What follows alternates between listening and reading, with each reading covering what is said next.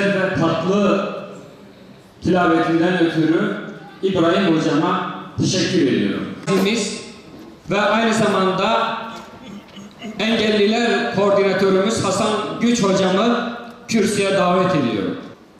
Toplumda farkındalık oluşturmak, onlara gerekli desteği vermek, onların da hakları olduğunu bilerek yaşamak hepimizin sorumlulukları arasındadır. İnsanlar birbirlerinden farklı olabilir fakat eşit haklara sahiptir. Engelli bireyleri yapamadıklarıyla değil, yapabildikleri ve bizlere benzeyen yanlarıyla görmek gerekir. Onların acıma duygusuna değil, sevgi ve anlayışa ihtiyaçları vardır. Onları soyutlayıp ötekileştirmek yerine onlara bütünüyle aramızda oldukları bir hayat sunalım.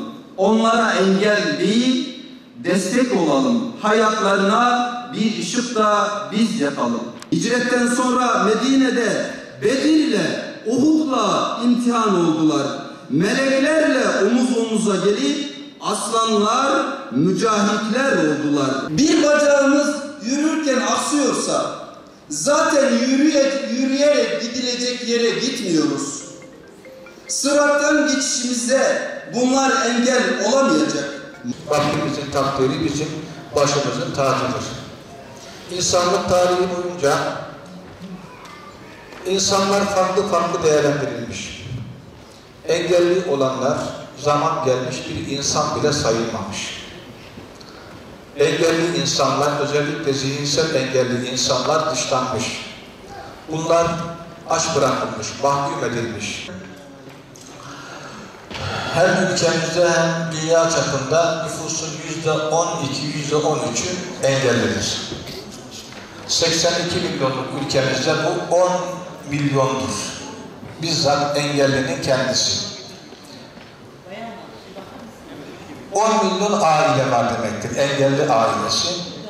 Ortalama bir ailede 4 kişinin olduğunu biz düşünürsek 40 milyon engellinin yakını var. Az mı? 40 milyon. Peki bir de bunun komşusu var değil mi? Arkadaşı var değil mi? Ve hepsinden de öte hepimiz bir engelli arayız.